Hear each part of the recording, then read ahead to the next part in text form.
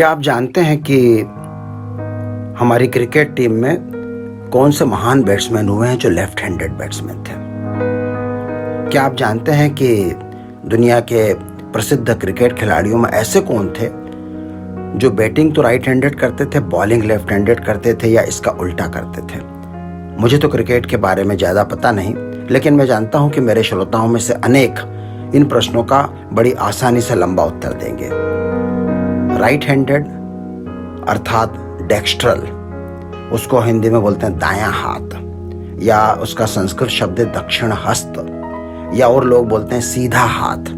और left handed के लिए पुराना अंग्रेजी शब्द है सिनिस्ट्रल, लेटिन से आया हुआ, और हम लोग हिंदी में बोलते हैं बायां हाथ या उल्टा हाथ, वाम हस्त या खब्बू। और फिर इसके अलावा कुछ लोग होते हैं जो एम्बीडेक्स्ट्रस कहलाते हैं, उभय हस्त, दोनों हाथों से लगभग बराबरी से काम कर लेते हैं। सव्यसाची, आप जानते हैं अर्जुन का यह नाम था क्योंकि वो दोनों हाथों से समान दक्षता के साथ बाण चलाता था। लेकिन दुर्भाग्य से विभिन्न संस्कृतियों में, इतिहास में बाएं हाथ को लेकर मिथ्या धारणाएं प्राप्त हैं। लोग उसे अपवित्र मानते हैं। बाएं हाथ से हम अपने प्राइवेट पार्ट को साफ करते हैं, उसे अछूत मानते हैं, अस्पृश्य मानते हैं। और बच्चे अगर बाएं हाथ से काम करने लगते हैं, जो कि उनकी नेचुरल प्रवृत्ति हो सकती है, तो माता पिता और टीचर उनको डांट के सीधे हाथ से काम करवाने के लिए दबाव डालते हैं।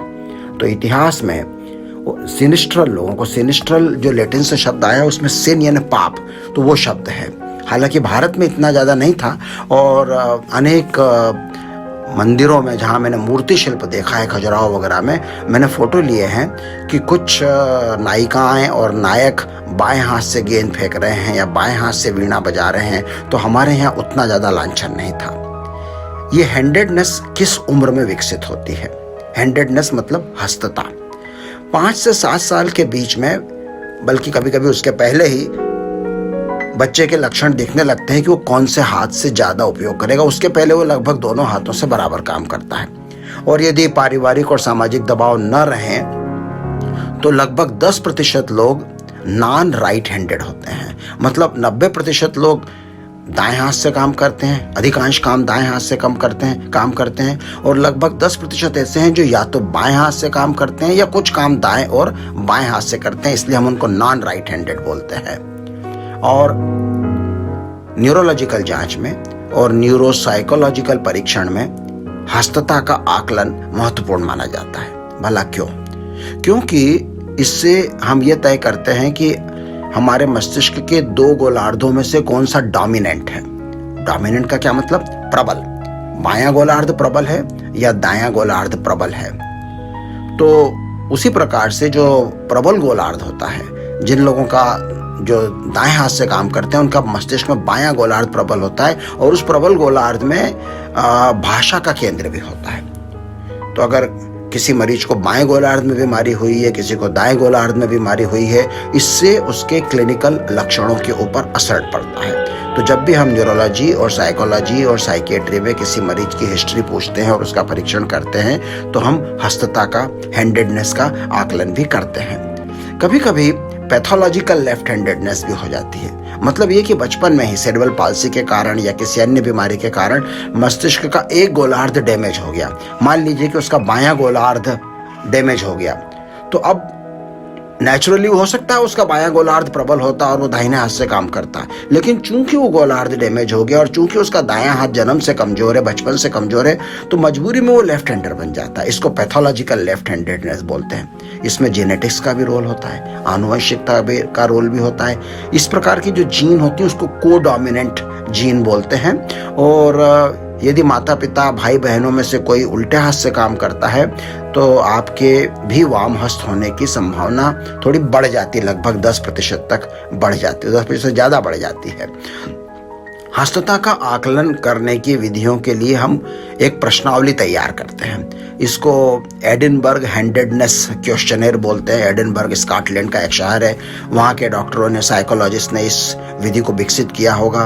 उसका हिंदी और दुनिया की अनेक भाषाओं में अनुवाद भी हुआ है। इसके अलावा और भी प्रश्नावलियाँ बनी हैं और ये बड़ी सिंपल है। जब भी हम किसी मरीज की हस्तता के बारे में पूछते हैं तो केवल इतना पूछना काफ़ी नहीं कि आप कौन से हाथ से खाना खाते हो, आप कौन से हाथ से लिखते हो, क्योंकि ये जो दो काम है, भोजन करना और लिखना, ये तो कई लेफ्ट हैंडर या बाएं हाथ से काम करने वाले भी मजबूरी में राइट हैंड से करते हैं, क्योंकि उनके माता पिता ने और अध्यापकों ने उनके ऊपर दबाव डाला उस तरह का। तो इन दो कार्यों के अलावा आपको कुछ अन्य कामों के बारे में भी पूछना पड़ेगा। उदाहरण के लिए, आप चित्र कौन से हाथ से बनाते हैं, पेंटिंग या रंगोली बनाना।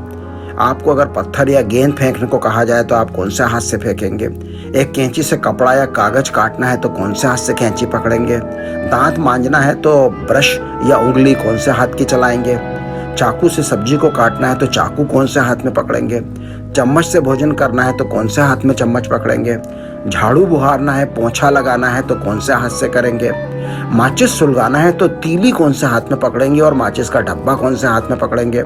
कोई डब्बा खोलना है, उसका ढक्कन, तो कौन से हाथ से ढक्कन खोलेंगे। कोई ताला खोलना है तो चाबी कौन से हाथ में पकड़ेंगे।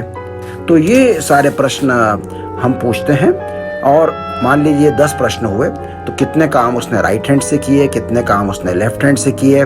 तो इसका एक बहुत सिंपल सा फार्मूला है कि right minus left divided by कुल कामों की संख्या एंड मल्टीप्लाइड बाय 100।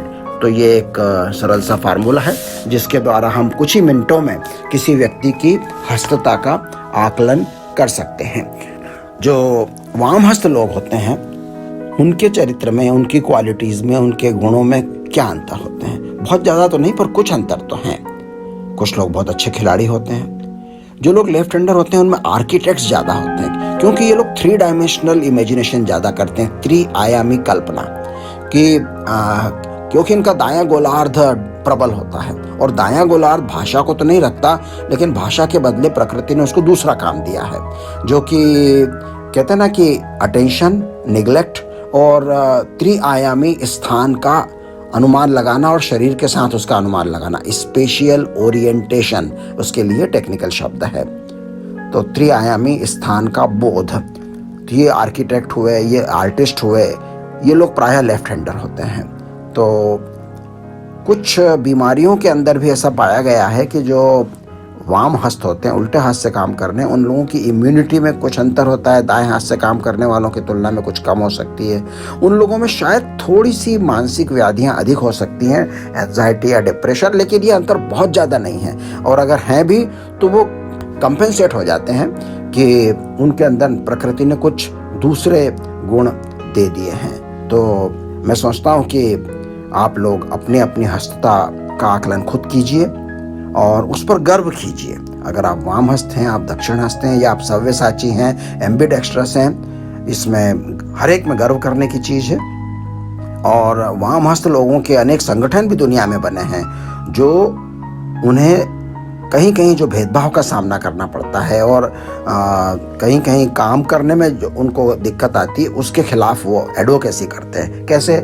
जितने भी दरवाजों पर नॉब या हैंडल होते हैं वो ऐसे बनाए जाते हैं कि दाहिने हाथ वाले काम करेंगे। तो बहुत सारे इंस्ट्रूमेंट्स और हमारे औजार और तमाम चीज़ें और हमारे कीबोर्ड और कंप्यूटर का माउस और ये सब ऐसे बनाए जाते हैं कि मानो पूरी दुनिया ही राइट हैंडर हो, जबकि ऐसा तो नहीं है। तो बाएं हाथ से काम करने वालों ने कई देशों में अपने अपने संगठन बनाए हैं। ये लोग ऑनलाइन मिलते हैं, ऑफलाइन मिलते हैं, मज़े लेते हैं और फिर अपने हितों के लिए भी काम करते हैं और एंजॉय करते हैं। तो अगर आप वामहस्त हैं तो ढूंढिए अपने जैसे और लोगों को और बनाइए उनके साथ दोस्ती और एक छोटा सा संगठन। न्यूरोलॉजी की विभिन्न बीमारियों के बारे में जानने के लिए आज ही सब्सक्राइब करें हमारे YouTube चैनल को न्यूरो ज्ञान भी समाधान भी।